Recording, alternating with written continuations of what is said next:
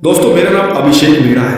मैं कारपेन का रहने वाला हूँ और आज जो कहानी मैं आप सभी को बताना चाहता हूँ वो मेरे और मेरे दोस्तों के साथ घटी एक सच्ची घटना है। दोस्तों, दरअसल बात उन दिनों की है जब मैं और मेरे दोस्तों ने अपने गांव की नदी की तरफ पार्टी करने का सोचा था। उस वक्त शाम के 5 बज रहे थे, तो हमने सोचा कि वहां पर रात के 8 बजे चलेंगे और फिर वहां से ठीक 11 बजे तक घर आ जाएंगे। हम ये सब सोच ही रहे थे कि तभी मेरे दोस्त ने, जिसका नाम विजय है, उसने बोला कि वहां पर तो भूत प्रेतों का वास है, इसीलिए हमारा वहां रात में जाना बिल्कुल ठीक नहीं रहेगा। उसकी बातें सुनकर मेरे दोस्त बंटी ने कहा कि ये सब बकवास बातें हैं, ऐसा कुछ भी नहीं होता, मैं तो इन पर बिल्कुल यकीन ही नहीं करता। हालांकि दोस्तों, मैं भी इन बातों पर यकीन नहीं करता था, इसीलिए हम दोनों ने मिलकर विजय को वहां जाने के लिए राजी कर लिया। इसके बाद हमने कुछ खाने पीने की चीजें ली और 8 बजे तक जाने के लिए सारी तैयारियां कर ली थी। लेकिन विजय थोड़ा घबराया हुआ सा था। वैसे हमने ऐसे भूत प्रेतों के किस्से कहानियां सुनी तो बहुत थी, पर नदी के पास हनुमान जी का मंदिर भी तो था, उसकी वजह से हमारा हौसला बढ़ रहा था। इसी बीच हम नदी की तरफ चले गए थे। वहां पर हम तीनों ने बहुत मस्ती की, बातचीत करते हुए खाना भी खाया। हम लोग पार्टी में इतना खोए हुए थे कि हमें समय का अंदाजा ही नहीं हुआ। जब मैंने अपने फोन में समय देखा तो रात के तकरीबन 12 बज चुके थे। इसके बाद मैंने अपने दोस्तों से कहा कि भाई अब हमें घर चलना चाहिए, हमें काफी देर हो चुकी है, चलो अब यहाँ से चलते हैं। लेकिन तभी बंटी ने कहा कि रुको भाई, अभी थोड़ी देर में चलेंगे, जरा मैं टॉयलेट करके आता हूँ। इसके बाद हमने उससे कहा कि ठीक है, तू जा, हम तेरा यहीं पर इंतजार कर रहे हैं। बंटी उठा और टॉयलेट करने के लिए चला गया। लेकिन ये क्या, वो शमशान घाट के पास टॉयलेट करने चला गया था। वैसे हमने उससे बोला हुआ था कि तू ज्यादा दूर तक मत जाना, परंतु वो फिर भी वहां चला गया। उसे गए हुए अब 20 मिनट हो चुके थे, लेकिन वो अभी तक वापस नहीं आया था। इसीलिए हम दोनों थोड़ा घबरा गए कि तभी अचानक से हमारे कानों में बेहद ही डरावनी सी आवाज पड़ी। हम दोनों हड़बड़ी से खड़े उठ गए और धीरे धीरे उस आवाज की तरफ बढ़ने लगे। लेकिन तभी हमारी नजर बंटी पर पड़ी। उसे देखकर हमें थोड़ी राहत मिली। लेकिन दोस्तों, जैसे जैसे हम उसके करीब जा रहे थे तो हमने पाया कि वो एक कब्र के पास बैठा हुआ था और गाना गा रहा था। उसने अपनी पीठ हमारी तरफ कर रखी थी। हमने उससे कहा कि भाई यहाँ पर क्या कर रहा है, चल जल्दी से अब घर चलते हैं, वैसे ही हमें काफी ज्यादा लेट हो चुकी है। परंतु दोस्तों, उसने हमारी बातों का कोई जवाब नहीं दिया। यही सोचकर विजय उसके पास गया और विजय ने उसके कंधे पर हाथ रखा ही था कि वो एकदम से पीछे पलटा। उसे देखकर हम दोनों बहुत डर गए थे। हमने देखा कि उसकी आंखें एकदम लाल सी थी और पूरा चेहरा अजीब गुस्सैल भरा हुआ था। हम कुछ करते कि इससे पहले उसने विजय को इतनी तेज धक्का दिया कि विजय वहां से 5 से 6 फुट की दूरी पर जा गया। मैंने तुरंत भागकर विजय को उठाया। बंटी की ये हरकत के बाद हम दोनों डर से कांप रहे थे और फिर हम दोनों वहां से हनुमान मंदिर की तरफ भागने लगे। पीछे पलटे तो बंटी भी हमारे पीछे पीछे आ रहा था। इसके बाद जब हम मंदिर के अंदर पहुंचे तो हमने पुजारी जी को आवाज लगाई। उनके आते ही हमने उन्हें सारी बात बताई। उन्होंने फौरन मंदिर के अंदर आने को कहा। जब बंटी मंदिर के पास पहुंचा ही था तो उन्होंने कुछ पत्ते उठाकर बंटी की तरफ फेंके, जिसकी वजह से वो चीखने चिल्लाने लगा। हालांकि वो थोड़ी ही देर बाद बिल्कुल ठीक हो गया था। तब जाकर पुजारी जी ने हमें बताया कि तुम्हारे दोस्त ने किसी के कब्र के पास ये उल्टा काम किया था। कहते हैं कि 4 साल पहले एक आदमी उसी कब्र के पास गया था तो वहां कुछ गुंडों ने उसे मार दिया था। शायद तभी से उसकी आत्मा वहीं पर भटकती रहती है और तो और अक्सर वो कई लोगों को परेशान भी करती रहती है। अब इस बात में कितनी सच्चाई है ये तो आप लोगों से बढ़कर कोई नहीं जान सकता। तो दोस्तों, देखा आपने, ये थी अभिषेक की कहानी। इनकी कहानी आपको कैसी लगी नीचे कमेंट में जरूर बताइएगा। तब तक मैं ले चलता हूं आपको हमारी आज की दूसरी कहानी की तरफ। आइए सुनते हैं। दोस्तों, आज जो कहानी मैं आप सभी को सुनाने जा रही हूं वो मेरे साथ घटी एक घटना है। वैसे ये बात उन दिनों की है जब मैं 2nd ईयर कॉलेज में पढ़ रही थी। कॉलेज के साथ साथ मैं नौकरी भी कर रही थी। एक दिन की बात है, हुआ यूं कि हम सभी ऑफिस के स्टाफ वालों ने पार्टी करने का सोचा। उस समय नवंबर का महीना था, महीना ठंड का था, इसीलिए हम सोच रहे थे कि हम पार्टी कहाँ पर करेंगे। उसी बीच हमारे ग्रुप में एक लड़की थी जो फैमिली बैकग्राउंड से हम सब में सबसे अमीर थी। उसने हमसे कहा कि मेरे पिताजी का एक फार्म हाउस है, हम सब वहाँ पर पार्टी कर सकते हैं, और तो और वो जगह शहर से काफ़ी दूर है, तो हमें वहाँ कोई परेशान भी नहीं करेगा। दोस्तों, उस वक्त तक तो मैंने कोई फार्म हाउस देखा भी नहीं था, इसीलिए मैं काफ़ी ज़्यादा एक्साइटेड थे।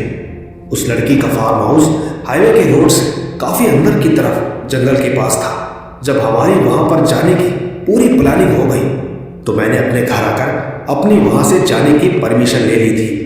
आखिरकार जिस दिन हमारी पार्टी थी वो दिन भी आ ही गया था। पार्टी तो रात के 8 बजे थी और हम सभी ऑफिस के दोस्त फार्म हाउस के लिए निकल गए थे। हम सब कुल मिला के 12 लोग थे, कुछ लड़कियां और कुछ लड़के। जब हम हाईवे पर पहुंचे तो मैंने देखा और सोचा कि ये तो जंगल जैसा लग रहा है। अंधेरा भी काफ़ी हो चुका था, वो इलाका एकदम सुनसान सा लग रहा था। कहीं रोड पर कोई भी स्ट्रीट लाइट नहीं जल रही थी।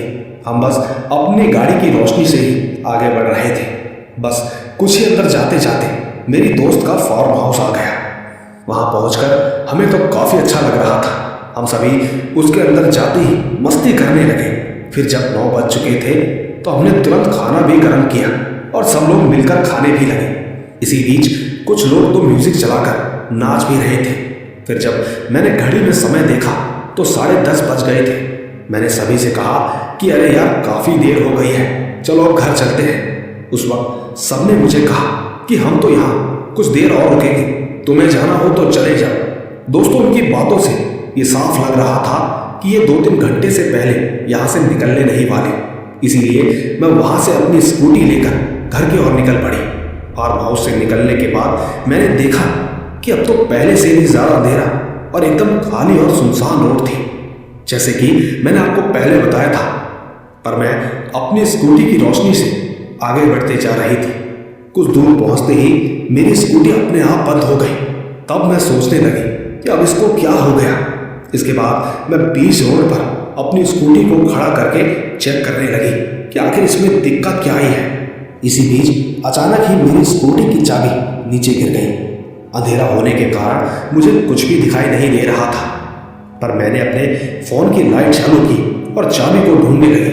कुछ देर बाद मुझे चाबी मिल गई। सच कहूँ तो उस समय तक तो मुझे ज़रा सा भी डर नहीं लगा। जब मैंने चाबी को स्कूटी में लगाई तो स्कूटी चालू हो गई।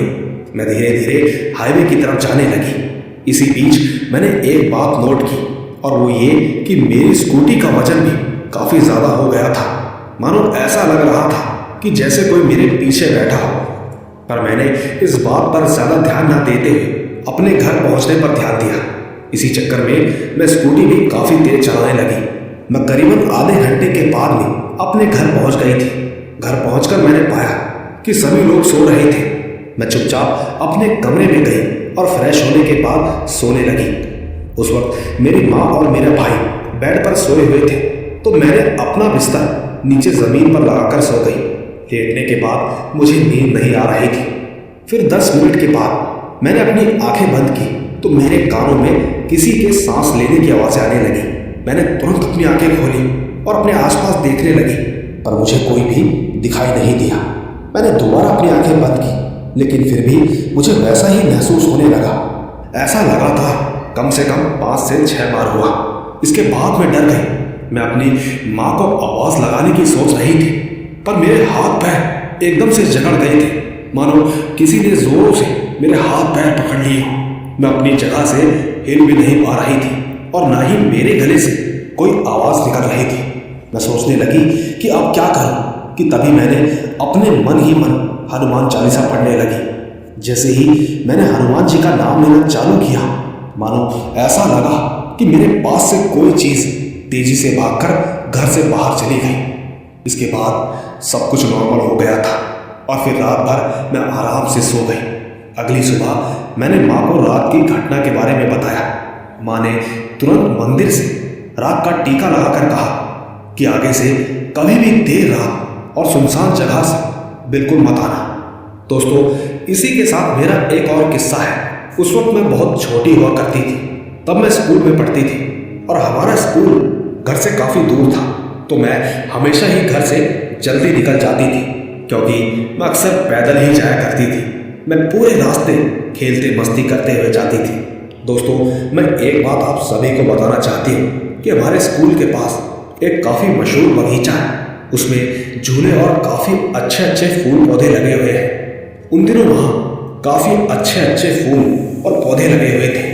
मुझे फूलों से काफ़ी प्यार था, लेकिन हमेशा मेरे घर वाले मुझे डांटते रहते थे कि खबरदार उस बगीचे में गई तो। इसी वजह से मैं हर रोज़ आते जाते उस बगीचे को बाहर से ही देखती थी। मेरे पिताजी उस समय फौज में थे, तो हमारी देखभाल मेरे चाचा जी करते थे। एक बार हमें स्कूल से जल्दी छुट्टी हो गई, तो मेरे मन में अचानक ख्याल आया कि आज बगीचे में जाती हूँ। वहाँ जाकर कुछ देर खेलने के बाद वापस घर लौटकर चली जाऊंगी। बस फिर क्या था, मैं उस बगीचे के अंदर चली गई। पहले तो मैंने बगीचे में जाकर सुंदर सुंदर फूल तोड़े और अपने सर पर लगा लिए। फिर थोड़ी देर वहाँ खेला भी। झूला झूलने में तो मुझे बहुत मज़ा आ रहा था। इसी वजह से मुझे समय का पता ही नहीं चला कि कब शाम हो गई। फिर मैं वहाँ से घर के लिए निकल गई। जब मैं घर पहुँची तो देखा कि चाचा जी घर के बाहर मेरा इंतज़ार कर रहे थे। जब मैं उनके करीब पहुँची तो उन्होंने मुझे सीधा 2 थप्पड़ मार दिए और चिल्लाकर बोलने लगे कि तू इतनी देर से कहाँ थी। मैंने कहा कि मैं बगीचे में झूला झूल रही थी। इतना कहते ही चाचा जी ने मुझे वॉशरूम में बंद कर दिया और मेरी माँ को कहने लगे कि खबरदार, जो इस वॉशरूम का दरवाज़ा खोला, आज इसे अंदर ही रहने देना, इसको तभी अक्ल आएगी। इतना कहकर वो अपने घर पर चले गए। मैं वॉशरूम में बैठकर काफ़ी देर तक रोती रही। मैं लगातार ये भी कह रही थी कि माँ, आपसे ऐसा नहीं करूँगी, आप प्लीज़ दरवाज़ा खोल दो। काफ़ी देर रोने के बाद जब दरवाज़ा नहीं खुला तो मैं रोते रोते ही वहीं पर सो गई। काफ़ी रात हो चुकी थी। तब चाचा जी आए और उन्होंने दरवाज़ा खोला। वो मुझे घर के अंदर लेकर गए और समझाया कि आज के बाद से स्कूल से घर और सीधा घर से स्कूल जाना, ध्यान रहे, अगर बगीचे में गई तो बहुत पिटाई करूँगा। इतना कहकर वो अपने घर पर चले गए। मैं तुरंत अपनी माँ के पास गई और उनसे माफ़ी मांगी। कहा कि माँ, मुझे माफ़ कर दो, अगली बार ऐसी गलती नहीं करूँगी। माँ ने कहा कि बेटा, तेरे चाचा जी बुरे इंसान नहीं हैं। उस बगीचे में ना जाने की भी बहुत बड़ी वजह है, जिसकी वजह से वो तुम्हें मना कर रहे हैं। मैंने माँ से कई बार पूछा कि आखिर वजह क्या है, आप मुझे प्लीज़ बताइए। तब जाकर कहीं माँ ने बताया कि हमारे गांव के पास एक खाली बंद घर है जो तूने देखा है। ये बात उससे जुड़ी हुई है। वैसे काफ़ी साल पहले की बात है। उस घर में भी लोग रहते थे और उसी घर में एक लड़की भी रहती थी जिसका नाम रोज़ा था। वो दिखने में काफ़ी खूबसूरत थी। पूरे गांव में उसके जैसा खूबसूरत कोई भी नहीं था। एक दिन वो गलती से उस बगीचे में चली गई। वहाँ पर उसने खेल कूद किया, बगीचे के फूल भी तोड़कर अपने सर पर लगाए। उसे वहाँ पर काफ़ी अच्छा लगने लगा। फिर वो हर रोज़ शाम के समय वहाँ पर खेलने जाया करती थी और आते समय उस बगीचे के फूलों को भी अपने साथ ले आती थी। उसके घर वालों ने उन दिनों उसकी ये हरकतों पर ध्यान नहीं दिया था। दिन बीतते गए, वो रोज़ रोज़ उस बगीचे में जाती। इसी बीच उस बगीचे में उसको एक लड़का मिला। वो भी रोज़ उस बगीचे में आता था और रोज़ा से मिलता था। धीरे धीरे दिन गुजरते गए, वो आपस में मिलते रहे। इसी दौरान उन्हें प्यार हो गया था। इसके बाद रोज़ा ने अपने घर वालों को बिना बताए उससे निकाह मतलब शादी कर ली थी। फिर जब उसके घर वालों को ये बात पता चली तो वो पहले तो काफ़ी गुस्सा हुई, फिर बाद में उनकी शादी को उन्होंने स्वीकार कर लिया। क्योंकि जब बच्चों ने ये कदम उठा ही लिया था तो पेरेंट्स को तो आखिर में ना चाहते हुए भी बच्चों की खुशी के लिए मानना ही पड़ता है। इसके बाद उन लोगों के शादी के कुछ दिनों के बाद पता नहीं क्यों पर रोज़ा का पति रोज़ा के घर में घर जमाई बनकर रहने लगा। और जब से रोज़ा का पति उनके घर में रहने लगा तो वो बिजनेस में काफ़ी तरक्की करने लगे। उनके पिताजी का फ्रूट्स का बिजनेस था। ऐसे ही दिन बीतते गए, वो लोग खुशी खुशी रहने लगे। सब लोग एक साथ काफ़ी खुश थे। फिर रोज़ा के 2 बेटे जो कि जुड़वा पैदा हुए। दोस्तों, आप सभी तो जानते ही हैं कि गांव में तो सभी जल्दी उठ जाया करते हैं। और उठने के बाद काफी चहल पहल भी शुरू हो जाती है। एक दिन हुआ यूं कि गांव का एक आदमी सुबह सुबह टहल रहा था। उसने देखा कि रोजा का पति कहीं से आ रहा है। वो ये बात कई दिनों से नोट कर रहा था। उसका पति कहीं से आता है और फिर घर जाता है। ये देखकर उस आदमी को कुछ शक सा हुआ। तब उसने ठाना कि मैं इसके बारे में पता लगा कर रहूंगा। इसके बाद एक दिन उस आदमी ने उसका पीछा करने का सोचा। वो ठीक रात के 12 बजे रोजा के घर के पास छिप गया था। फिर रोजा के पति ने देखा कि जब सब सो गए हैं तो वो चुपके से घर से बाहर निकला और कहीं जाने लगा। वो आदमी उसका पीछा करते जा रहा था। थोड़ी दूर जाने के बाद उसने देखा कि रोजा का पति कब्रिस्तान पहुंच गया। वो आदमी भी सोच में पड़ गया था कि कोई इंसान इतनी रात को यहाँ क्यों जाएगा। वो दूर से ही रोजा के पति को देखने लगा कि आखिर वो कर क्या रहा है। रोजा का पति कब्रिस्तान के अंदर जाकर एक कब्र के पास जाकर रुक गया। कुछ देर वो उस कब्र पर ही बैठा रहा और फिर उस कब्र को खोलकर उसके अंदर सो गया। ये सब देखकर वो गांव का आदमी डर गया और सोचने लगा कि अभी इस वक्त किसी के घर पर जाना सही नहीं है। कल सुबह जल्दी ही सबको ये बात बतानी होगी। फिर वो आदमी वहां से चला गया था। अगली सुबह वो आदमी रोजा के घर पर आया और सबको जगा दिया। सबसे कहने लगा कि आप सभी को पता भी है कि जमाई करता क्या है। क्या तुमने कभी पता किया कि वो रात के समय कहाँ जाता है। रोजा के घर वालों ने कहा कि ये तुम क्या कह रहे हो, जो कहना है साफ साफ कहो। इसके बाद उस आदमी ने रात में जो कुछ भी देखा उसके बारे में सब कुछ बता दिया। फिर रोजा के पिताजी ने कहा कि ये हमारे घर का मामला है, हम खुद ही इस बात की तहकीकात करेंगे। ऐसे ही किसी बाहर वालों की बातों पर विश्वास करके हम किसी पर इल्जाम नहीं लगा सकते। रोजा के पिताजी की बात सुनकर वो आदमी अपने घर चला गया। वो जाते जाते कह गया कि ठीक है, आप कीजिए जो करना है, पर जल्दी ही कीजिएगा, कहीं ये ना हो काफी देर हो जाए। दोस्तों, ठीक उसी रात हुआ यूं कि जब घर में सभी सो रहे थे तो रोजा के पति ने देखा कि हाँ, सब सो गए हैं। वो घर से निकल गया। लेकिन उस रात रोजा के पिताजी जगे हुए थे।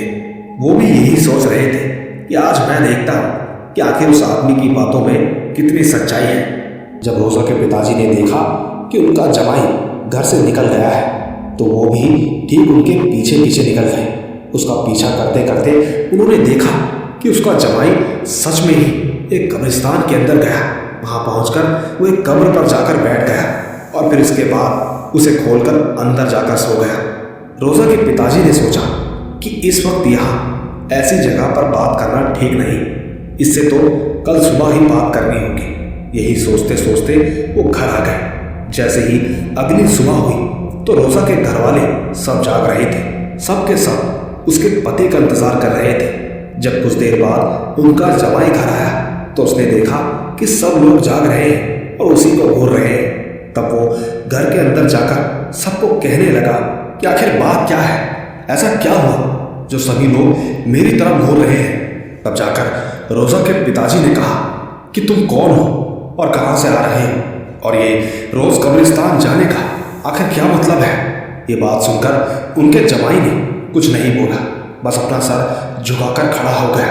रोजा के पिताजी के काफी बार पूछने के बाद भी उसने कोई जवाब नहीं दिया। तब जाकर सब गुस्सा हो गए और कहने लगे कि तुम सच बताओगे या फिर गांव वालों को बुलाएं और साथ में मौलाना साहब को भी।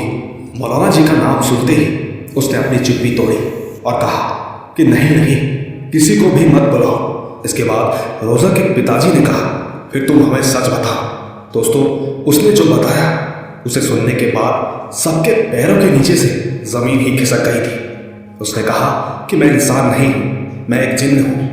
मैं उस बगीचे में हजारों साल से रहता हूँ। रोजा को मैं हर रोज देखता था। पिताजी रोजा बहुत ही नेक और अच्छे दिल वाली है। मैं उससे प्यार करने लगा, इसी वजह से मैंने उससे शादी कर ली। मैं रोजा को सच्चे दिल से प्यार करता हूँ। मैंने जो कुछ भी किया अच्छी नीयत से किया। मैंने कभी भी आपका या आपके परिवार वालों का बुरा नहीं चाहा।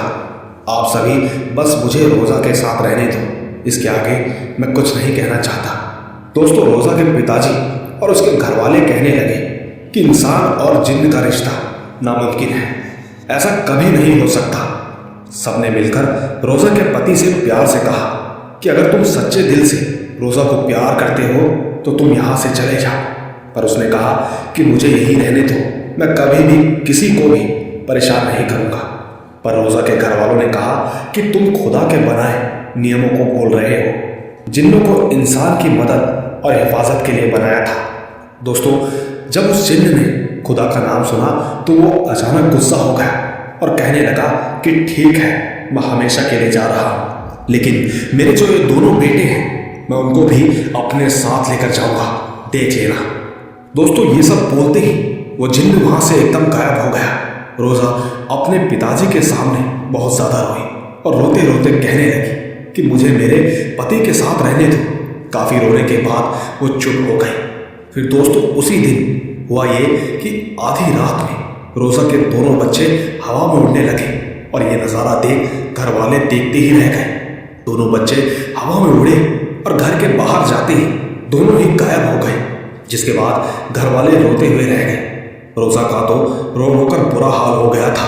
उस दिन के बाद रोज़ा पागल सी हो गई थी। हालत इतनी ज़्यादा खराब हो गई कि वो आज भी पागल खाने में ही है। इसी के कुछ दिनों बाद भी उसके घर वालों ने वो घर खाली कर दिया था, इसीलिए तुम्हें वहाँ जाने से मना करते हैं। दोस्तों, मेरी माँ ने जब मुझे ये सब बताया और कहा कि बेटी, ये सब सच्ची बात है, इस दुनिया में कई चीज़ें ऐसी होती हैं जिस पर यकीन कर पाना मुश्किल होता है। साथियों, उस दिन के बाद से मैं उस बगीचे में कभी नहीं गई। हाँ, लेकिन आज भी बाहर से मैं उस बगीचे के अंदर झांकती हूँ तो सच में दिखता है कि झूला अपने आप झूल रहा है और पेड़ों की डाली भी अपने आप नीचे तक आ जाती है। न जाने आप इस कहानी को वहम समझे, ये तो मुझे नहीं पता, पर अगर आपको जरा सी भी सच्चाई लगती है तो नीचे कमेंट में ज़रूर बताइएगा। पर इसी के साथ मैं अपनी तीसरी कहानी भी सुनाना चाहती हूँ, जो कि 4 साल पुरानी है। हमारे गांव में 2 या 3 बार बाबा जी का सत्संग करने आते हैं, इसीलिए हम सब भी उन्हें सुनने जाते हैं। तो जो बाबा जी 4 साल पहले आए थे, उन्होंने एक बात बताई थी जिसे हम सब सुनते ही रह गए और आज तक सोचते हैं कि कैसे कैसे लोग होते हैं। बाबा जी ने बताया कि उनके गुरु के साथ एक घटना घटी थी जो कि उन्होंने हमें सुनाई थी। बाबा ने कहा कि उनके गुरुजी के पास एक परिवार आया हुआ था। उनके बेटी के अंदर एक आत्मा थी। काफ़ी जगह दिखाने के बाद भी कोई फायदा नहीं हुआ। तब गुरुजी ने उसकी आत्मा को मुक्ति दी थी। जब वो परिवार आया तब तो उनकी बेटी की हालत बेहद ही ज़्यादा खराब थी और जब अकेले में गुरुजी ने उस आत्मा को बोला कि तुम कौन हो, तो उस आत्मा ने कहा कि मैं इस लड़की का ही पिता हूँ, मैं मेरे ही परिवार से बदला लेने आया। गुरुजी ने उस आत्मा से कहा कि तुम ये सब क्यों करना चाहते हो, इन लोगों ने आखिरकार तुम्हारा बिगाड़ा क्या है। दोस्तों, तब जो आत्मा ने गुरुजी को बताया, वो बात सुनकर गुरुजी हैरान हो गए और साथ ही दुखी भी हो गए। उस आत्मा ने बताया कि मेरा नाम राम है, मेरे परिवार में मेरी पत्नी, एक बेटा और एक बेटी है। मेरा चमड़े का व्यवसाय था, हालांकि काम छोटा था पर हम सुखी थे। लेकिन बच्चे बड़े हुए तो उनकी जिम्मेदारी और उनकी ज़रूरतों को पूरा करने के चक्कर में मैं अपनी दुकान में झूठ बोलने लगा। यहाँ तक कि दिन भर लोगों से झूठ बोलकर काफ़ी पैसा कमाता था। ऐसा करते करते दिन गुजरते रहे। मैंने काफ़ी लोगों से ठगी करके खूब पैसे कमाए। मेरे बच्चे बड़े हुए, मैंने उनको पैसे और ऐशो आराम में कोई कमी नहीं रखी। फिर मैंने अपनी दुकान भी बड़ी कर ली थी। दिन गुजर रहे थे। अक्सर बैठे रहने की वजह से मुझे शुगर की बीमारी हो गई। ज़्यादा मेहनत करने से मेरी तबीयत भी खराब होने लगी। मेरे बच्चे, मेरी पत्नी मुझ पर कभी ध्यान नहीं देते थे। मेरी पत्नी पूरा दिन मायके में रहती और बेटी अपने बॉयफ्रेंड के साथ। मेरा बेटा पूरा दिन दोस्तों के साथ आवारागर्दी करता था। किसी को भी मेरी नहीं पड़ी थी। एक दिन मैंने सबको बोला कि अब मेरे से दुकान में बैठा नहीं जा रहा, अब आप लोग मेरा धंधा संभालो। उस वक्त मेरे बेटे ने मेरी पत्नी को मना कर दिया। फिर मुझे ना चाहते हुए भी दुकान पर बैठना पड़ा। ऐसे ही एक दिन मेरी शुगर बहुत ज़्यादा बढ़ गई थी, जिसके कारण मेरी मौत हो गई। जब मेरी मौत हुई तो मेरी डेड बॉडी को हॉस्पिटल से घर लाया गया। घर पर सारे रिश्तेदार आए हुए थे, लेकिन मेरी बहन का आना बाकी था, जो कि दूसरे दिन आने वाली थी। तब मैंने देखा कि मेरी पत्नी और मेरे बच्चे मुझे देखकर मुंह बनाते, मानो मेरे मरने का उन्हें कोई दुख ही ना हो। सबको पता होगा कि पिताजी के मरने के बाद बेटे के बाल काटते हैं। उस वक्त मेरी पत्नी ने सारे रिश्तेदारों को मना कर दिया कि बेटे के सर से बाल नहीं कटेंगे। जब रात हुई तो सभी लोगों का खाने का समय हो गया था। और ये बात तो आप सब जानते ही होंगे कि जब किसी के घर में मौत हो जाती है तो वहाँ पर तीखा और चटपटा खाना नहीं बनाते। जब सभी परिवार के लोगों ने सामने खाना खाया तो मेरे बच्चों ने कहा कि ऐसा खाना कौन खाए। वो अंदर किचन में जाकर पापड़ उठाकर सबके सामने खाने लगे। देर रात तक घर के सारे परिवार वाले मेरी डेड बॉडी के पास बैठे थे। तब मेरी पत्नी और मेरे बच्चे उठकर बेडरूम में आ गए और अंदर से कुंडी लगा दी। वो अंदर बातें करने लगे। मैं भी बेडरूम में गया और उनकी बातें सुनने लगा।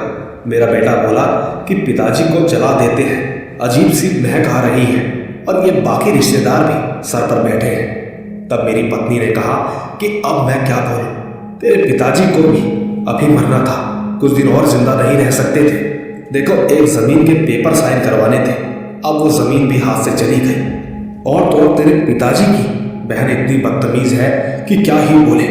इसके बाद वो कहने लगी कि एक रात की ही तो बात है बेटा, कल सवेरे होते ही ये सब चले जाएंगे।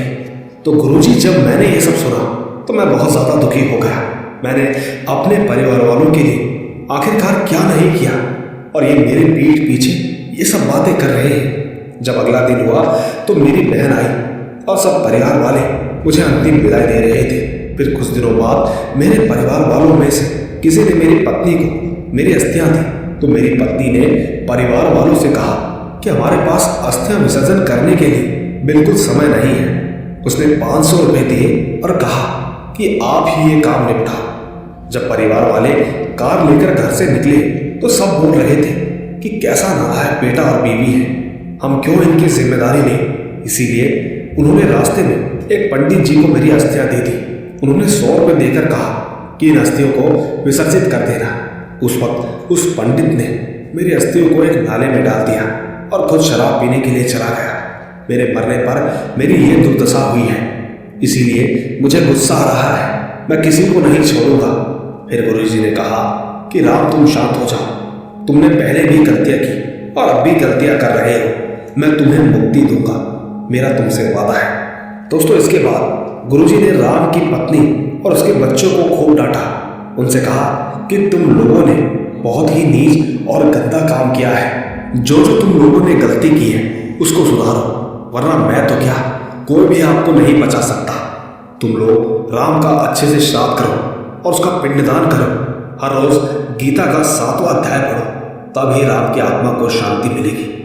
दोस्तों, तब जाकर कहीं राम के परिवार वालों ने गुरुजी से बात की और उनसे माफी मांगी।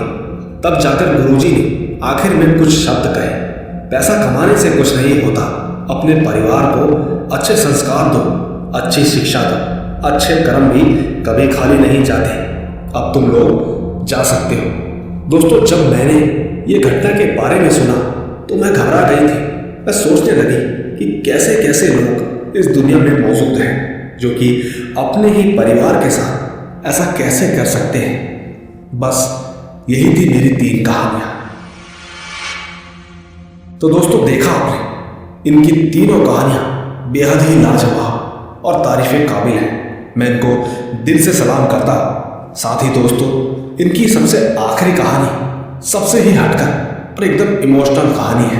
वैसे सच कहूं तो मैंने ये शब्द कई बार सुने हैं। अक्सर लोग कहते हैं कि जैसे भी हैं है तो मेरे पिताजी और जैसी भी है तो मेरी माँ ही। बाकी आपको क्या लगता है नीचे कमेंट्स में ज़रूर बताइएगा। तब तक मैं ले चलता हूँ आपको हमारी आज की अगली कहानी की तरफ। आइए सुनते हैं। दोस्तों, मैं रामपुर शहर का रहने वाला हूँ और आज जो कहानी मैं आप सभी को बताने जा रहा हूँ वो मेरे दोस्त के साथ घटी एक सच्ची घटना है। दोस्तों, बात कुछ ऐसी है कि 2 दिन पहले से मेरा दोस्त अपने सर की पट्टी बंधवा के आ रहा था। उसके सर पर एक चोट का निशान भी था। मेरे उससे पूछने पर उसने बताया कि अभी कुछ दिन पहले जब यहाँ पर बारिश हो रही थी तब सुबह के समय वो जिम गया था। उस वक्त बारिश नहीं हो रही थी। जब वो जिम से वापस लौट रहा था तो उस समय बारिश होने लगी। इसीलिए वो जल्दी घर पहुंचने के चक्कर में शॉर्टकट वाले रास्ते से घर आ रहा था। लेकिन उस शॉर्टकट वाले रास्ते पर कोई भी नहीं था, एकदम सुनसान रोड थी और उसी रास्ते पर एक घाट भी पड़ता है। तो वो साइकिल पर था। अचानक से उसकी साइकिल को किसी ने जोर से धक्का दिया, जिसके कारण उसका सर आम के पेड़ से जाकर टकरा गया। पर हैरानी की बात तो ये थी कि जब उसने पीछे मुड़कर देखा तो वहां पर कोई भी नहीं था। इसीलिए उसने चुपचाप अपनी साइकिल उठाई और सीधा अपने घर पर आ गया।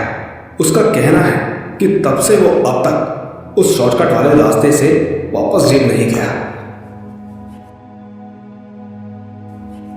आइए दोस्तों, चलते हैं अपनी आखिरी कहानी की तरफ। आइए सुनते हैं। दोस्तों, मैं आप सभी को अपना नाम नहीं बताना चाहता। वैसे मैं गुजरात का रहने वाला हूँ और आज जो कहानी मैं आप सभी को सुनाने जा रहा हूँ वो मेरे साथ घटी एक सच्ची घटना है। दोस्तों, ये बात साल 2019 की है। एक दिन मुझे बहुत तेज बुखार आया था। तब मेरी माँ मुझे एक आंटी के पास लेकर गई और उस आंटी को सारी बात बताई। तो उस आंटी ने मुझे एक गुलाब का फूल दिया और कहा कि इस गुलाब के फूल को घर जाकर खा लेना, तुम्हारा बुखार उतर जाएगा। तो ठीक दोस्तों, जब हम घर वापस आए तो मैंने ठीक वैसा ही किया जैसा आंटी ने मुझे करने को कहा था। मैंने वो गुलाब का फूल खा लिया।